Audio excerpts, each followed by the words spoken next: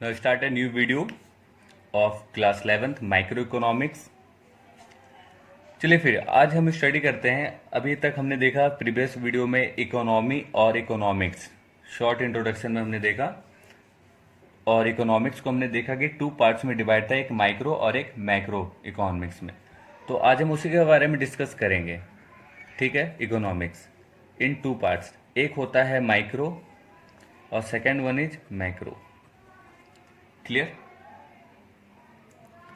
ठीक है।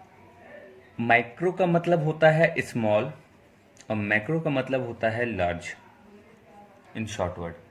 ठीक है। स्मॉल रेफर करता है, small refer to saving, household, consumption, और लार्ज की बात करते हैं तो रेफर करता है एग्रीगेट से।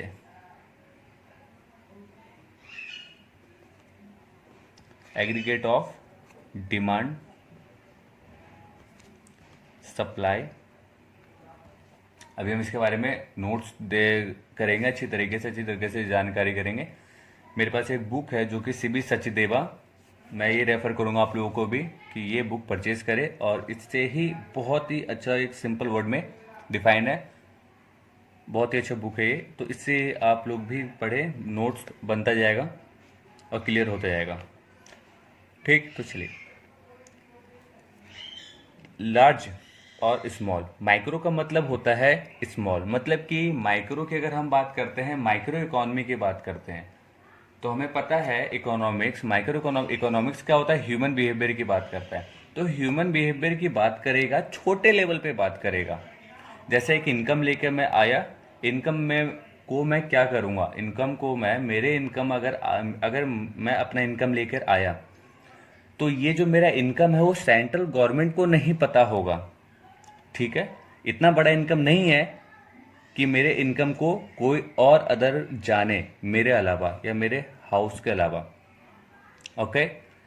और सपोज करते हैं हम कि अगर बिल गेट्स की बात करते हैं, अंबानी जी की बात करते हैं, तो उनका जो इनकम है, उनका जो नेट वर्थ है, we know that very well. तो वो क्या आता है, वो लार्ज में, रेस्ट ऑफ द वर्ल्ड आता है, वो लार्ज इकॉनमी हो गया। ठीक, तो चलिए देखते हैं विथ नोट्स क्या कहते हैं। देखिए,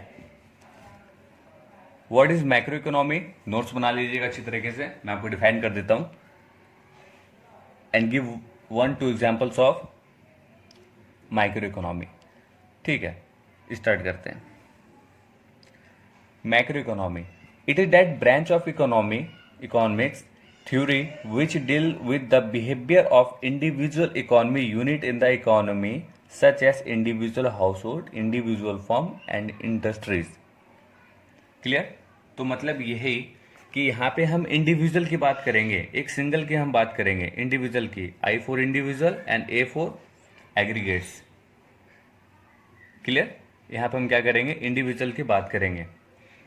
तो इंडिविजुअल में क्या क्या आता है हमारे पास, इंडिविजुअल में एक हाउस होल्ड होगा, जैसा मैंने आपको हाउस होल्ड का बता दिया क्या क्या करेगा वो। ठीक, इंडिविजुअल एक फॉर्म होगा, जो भी फॉर्म ट्रांजैक्शंस करता है, इंडस्ट्रीज करता है। ठीक है, जैसे एक एग्जांपल लेते हैं, तो एग्जांपल है हमारा यहाँ से, एग्जांपल आर इंडिविजुअल इनकम, हमारा इनकम आता है। ठीक है, इंडिविजुअल इनकम, इंडिविजुअल सेविंग्स, ये सब मैक्रो लेवल पे, छोटे लेवल पे। इंडिविजुअल कंजप्शन, अगर हम कंजप्शन कोई भी चीज़ करते हैं बड़े लेवल पे नहीं पता चलता, नहीं जाता। प्राइस डिटर्मिनेशन ऑफ गुड्स, बिल्कुल। तो ये सब क्या है, छोटे छोटे लेवल पे है, तो इसी को हम कहते हैं माइक्रो इकोनॉमिक्स। क्लियर? अच्छी तरह से आप नोट कर लीजिएगा, माइक्रो इकोनॉमिक्स क्या होता है, छोटे स्तर पे जिसकी हम बात करते हैं, house hold, saving, consumptions, distribution of income, इस टाइप के ट्रांजेक्शन्स को, ह्यूमन बिहेवियर को हम क्या कहते हैं, माइक्रो इकोनॉमी कहते हैं। और जो मैक्रो की बात होगा, मैक्रो यहाँ पे कहलाएगा रेस्ट ऑफ द वर्ल्ड।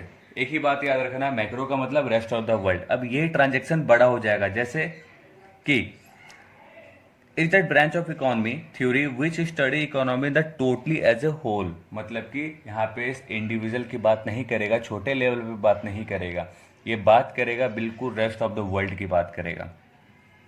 ठीक है, इसमें एग्रीगेट डिमांड आता है, एग्रीगेट सप्लाई आता है, लेवल ऑफ एम्प्लॉयमेंट आता है, एम्प्लॉयमेंट वगैरह की बातें। तो देखो अब एम्प्लॉयमेंट है, बिल्कुल एम्प्लॉयमेंट की बात अगर हम करते हैं, ये भी कि ह्यूमन बिहेवियर है, कहाँ आता है, बड़े लेवल पे आता है, छोटे लेवल पे नहीं आता है।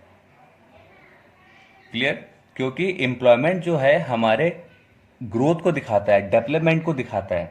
एग्रीगेट डिमांड हमारे डेवलपमेंट को दिखाता है, एग्रीगेट सप्लाई हमारे डेवलपमेंट को दिखाता है। Clear, it is analyzed what determine the real GDP and what cause unemployment and rise in the general price level। बिल्कुल ये डिटरमाइन करता है रियल जीडीपी को। ठीक, एग्जाम्पल अगर हम कुछ बात करते हैं इसकी, तो ये रहा एग्जाम्पल, ज़्यादा बड़ा मत लिखना, बस यहाँ से वो 1 या 2 नंबर के मार्क्स में आते हैं ये questions. What is micro economy and what is macro economy. ठीक है, तो आपको सिंपल एक डेफिनेशन देना है और एक एग्जाम्पल यहाँ से। Example of micro economy are national income, national savings and aggregate supply, level of employment and price level. ठीक है, and rate of inflation, balance of trade, etc। इतना लिख देना डेफिनेशंस के बाद। ठीक है, चलो फिर नेक्स्ट